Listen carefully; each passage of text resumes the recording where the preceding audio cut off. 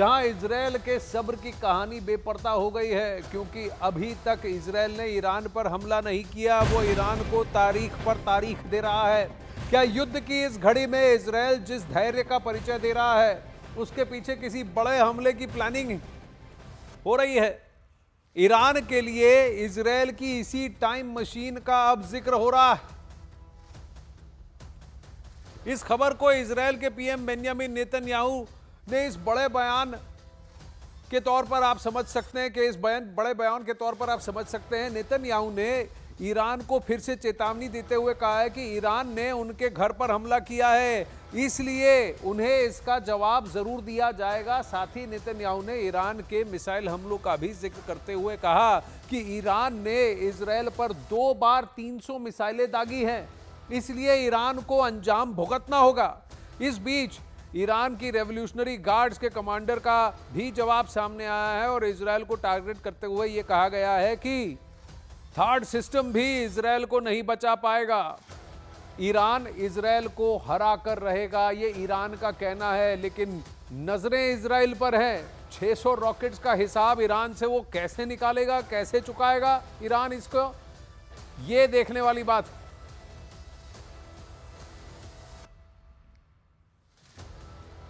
अब इजरायल और लेबनान के बीच बैटल ग्राउंड में पिछले 24 घंटे के अंदर कई बड़े अपडेट्स भी सामने आए। पिछले 24 घंटों में लेबनान की ओर से इजरायल की सीमा की ओर 85 प्रोजेक्टाइल्स दागे गए हैं। प्रोजेक्टाइल्स वो होता है जो जमीन से जमीन पर मार करने वाले रॉकेट्स होते हैं, जो जमीन से आसमान में जाते हैं और फिर वापस जमीन में आकर टारगेट को भेदते हैं। पिछले 24 घंटे में दक्षिण और उत्तर इजरायल में 5 यूएवी अटैक्स नाकाम किए गए। इतना ही नहीं, लेबनान के खिलाफ ऑपरेशन में लगे इजरायल को इस बीच नुकसान भी उठाना पड़ा है। लेबनान में ऑपरेशन के दौरान 22 इजरायली जवान जख्मी भी हुए हैं। लेबनान के अल मनारा में आईडीएफ ट्रूप्स पर रॉकेट से अटैक किया गया। इन सब के बीच इजरायली जेट विमानों ने अल बेका के ऊपर साउंड बैरियर तोड़ डाला।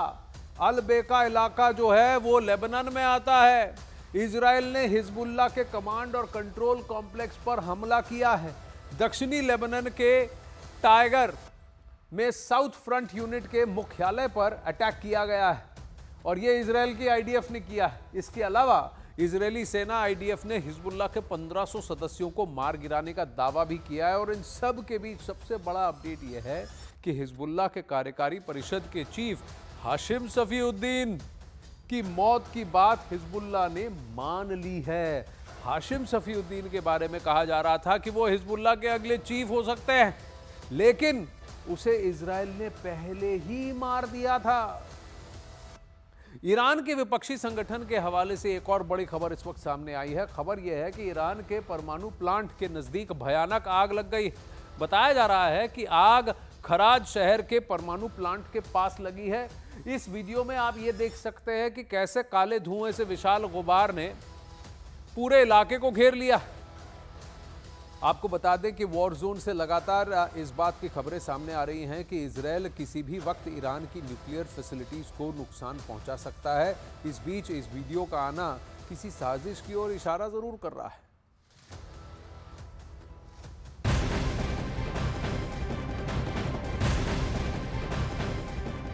चलिए वॉर जोन से ही जुड़ी एक और खबर आपको बताते हैं कि हिजबुल्लाह के चीफ हसन नसरल्लाह के उत्तराधिकारी हाशिम सैफुद्दीन की मौत को आधिकारिक पुष्टि कर दी गई है। हिजबुल्लाह ने खुद इसकी पुष्टि कर दी है। खुद हिजबुल्लाह ने अब इस खबर पर मुहर लगा दी है कि इजरायल के हमलों में हाशिम सैफुद्दीन मारा गया है। हाशिम सैफुद्दीन हिजबुल्लाह की एग्जीक्यूटिव काउंसिल का प्रमुख था। वो एक्चुअली 3 अक्टूबर से लापता था और उस वक्त एक बहुत बड़ा हमला हुआ था और कहा जा रहा था, अटकलें लगाई जा रही थी क्या सैफुद्दीन वहां मारा गया, लेकिन इसकी पुष्टि नहीं की गई थी। हाशिम के लापता होने की खबर उस स्ट्राइक से कुछ दिन बाद आई थी, जब इजरायल की सेना ने लेबनान के दहिया में हिजबुल्लाह के इंटेलिजेंस हेडक्वार्टर्स पर हमला किया था। इस हमले में नसरल्लाह समेत हिजबुल्लाह के कई बड़े नेता और कमांडर्स मारे गए थे और अब यह खबर पुख्ता हो गई है कि हाशिम सैफुद्दीन हसन नसरल्लाह के मारे जाने से पहले ही मर गया है, वो भी मारा गया है।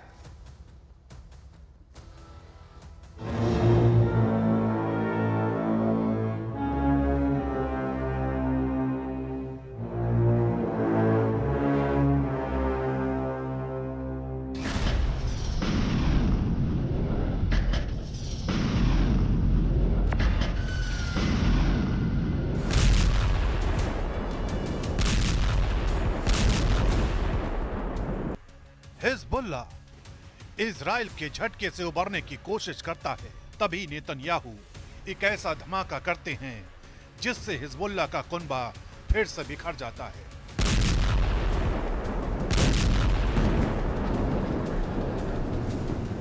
अब की बार नेतन्याहू की फोर्स ने उस शख्स को मार गिराया है जो नसरल्लाह के बाद हिजबुल्लाह की कमान संभालने वाला था। मारा गया हाशिम सैफुद्दीन। हाशिम 3 अक्टूबर से लापता था, जब इजरायली बलों ने लेबनान के दहिये में हिजबुल्लाह के खुफिया मुख्यालय पर हवाई हमले किए थे। इजरायली सेना ने हिजबुल्लाह प्रमुख हसन नसरल्लाह समेत हिजबुल्लाह के कई शीर्ष नेताओं और कमांडरों को मार डाला। इजरायली सेना का कहना है कि बेरूत में 3 हफ्ते पहले हवाई हमले में सैफुद्दीन को मार गिराया गया था। लेकिन इजराइल के इस बयान पर हिजबुल्लाह ने पुष्टि नहीं की थी। लेकिन विदेशी मीडिया ने अब यह दावा किया है कि हाशिम सैफुद्दीन की मौत की पुष्टि हिजबुल्लाह ने भी कर दी है। नसरल्लाह को मौत के घाट उतारने के बाद से ही इजराइल का टारगेट नंबर 1 था हाशिम सैफुद्दीन। इजराइल हाशिम सैफुद्दीन को खत्म कर चुका है और अब खबरें हैं कि हाशिम की गद्दी नईम कासिम संभाल सकता है। हिजबुल्लाह पर ग्राउंड ऑपरेशन शुरू करने के बाद आईडीएफ चुन चुनकर दुश्मनों को ठिकाने लगा रही है। ऐसे में सवाल है कि कुर्सी संभालने के बाद कब तक बची रहेगी नईम कासिम की जान। कौन है नईम कासिम? सबसे पहले जानिए कि शेख नईम कासिम कौन है। कासिम शिया लेबनानी मौलवी है। कासिम हिजबुल्लाह में दूसरे नंबर का नेता है। उसके पास हिजबुल्लाह में डिप्टी चीफ का पद है। दक्षिणी लेबनान के कफर फिला में जन्मा नईम कासिम 1982 में हिजबुल्लाह के संस्थापक सदस्यों में से एक था। कासिम ने 1992 से हिजबुल्लाह के दूसरे नंबर के कमांडर के तौर पर काम किया है और अब उसके हिजबुल्लाह चीफ बनने की खबरें सामने आ रही है।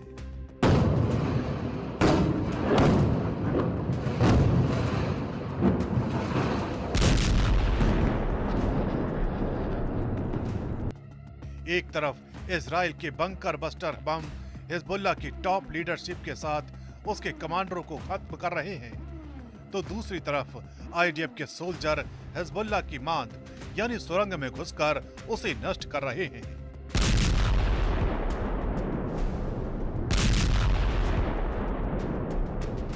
देखिए इस वीडियो को।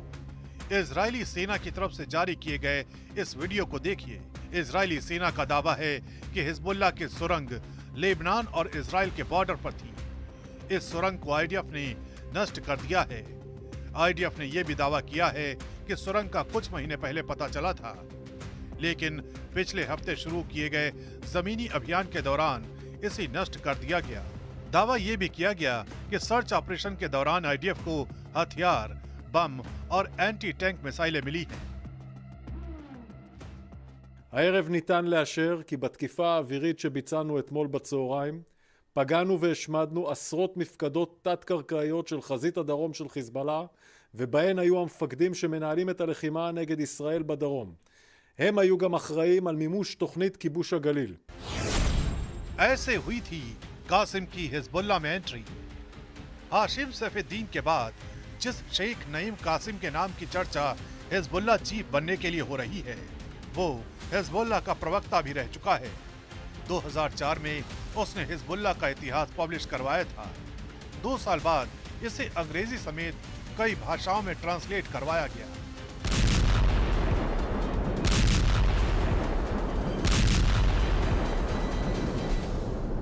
अब वहीं पश्चिम एशिया में हालात लगातार भयावह होते जा रहे हैं और ऐसा इसलिए भी है क्योंकि ईरान और इजराइल दोनों ही देशों के पास मिसाइलों का ऐसा जखीरा है तो पल भर में तबाही भी ला सकता है।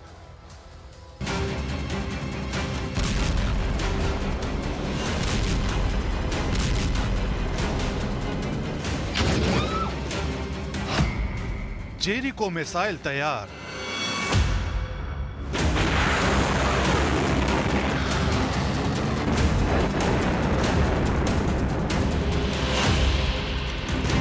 सीजिल मिसाइल से होगा प्रहार।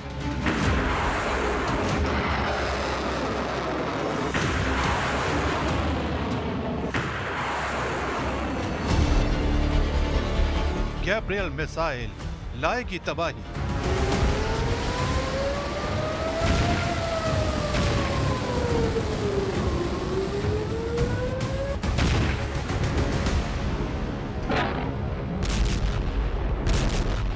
खैबर मिसाइल करेगी प्रचंड वार।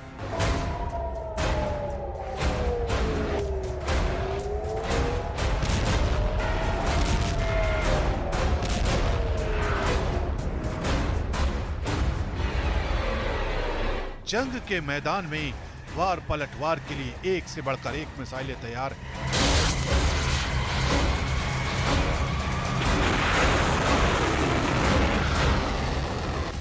युद्ध हुआ तो इजराइल और ईरान की तरफ से ऐसी विध्वंसक मिसाइलें चलने वाली हैं जिन्हें वॉर जोन में सर्वनाश के हथियार का तमगा हासिल है।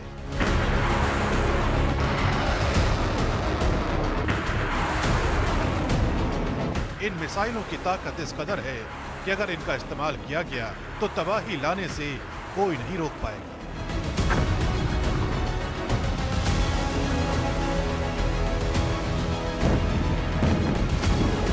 ईरान के पास हजारों बैलिस्टिक और क्रूज मिसाइलें जिनकी रेंज अलग अलग है, तो इजराइल भी कम नहीं है। उसके पास भी मिसाइलों का जखीरा है और उस जखीरे में नायाब अस्त्र है जेरिको 3, जिसकी रेंज उसे बेहद ताकतवर और मारक बनाती है।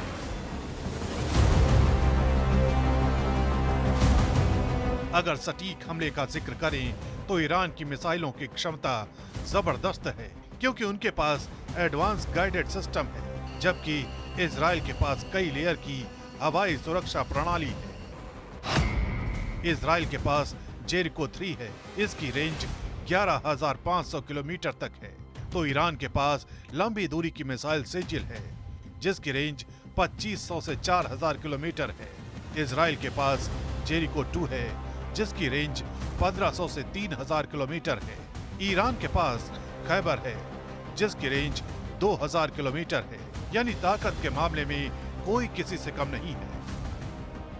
اسلام ایران خواهان افزایش تنش نیست، خواهان جنگ نیست. اگرچه ما از جنگ نمیترسیم، همه جور آمادگی کامل داریم. اگر میخواهند اراده ما رو امتحان بکنند، همونطور که اینجا عرض کردم، میتونن این کار رو انجام بدن.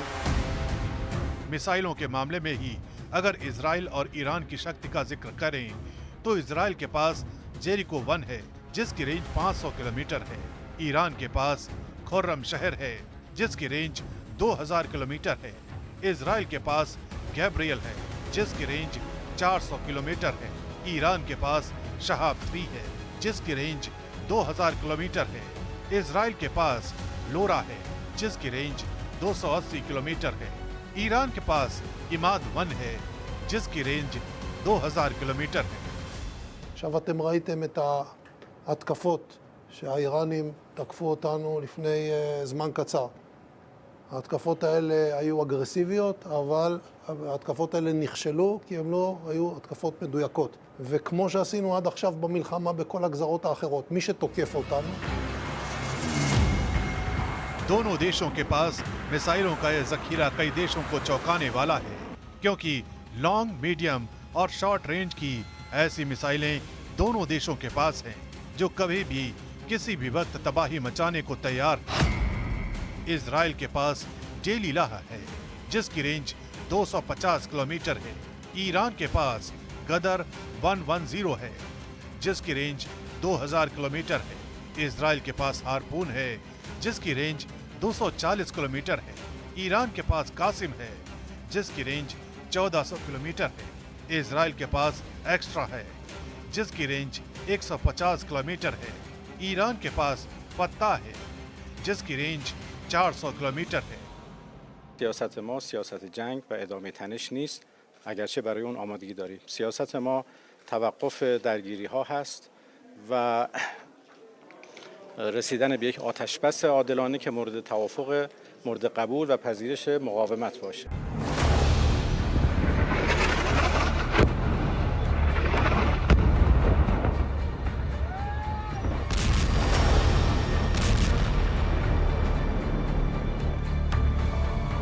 यानी ईरान और इजराइल के बीच जंग अगर बढ़ी तो पश्चिम एशिया में भयानक अग्नेयास्त्र बड़ी तबाही का सबब बन सकते हैं।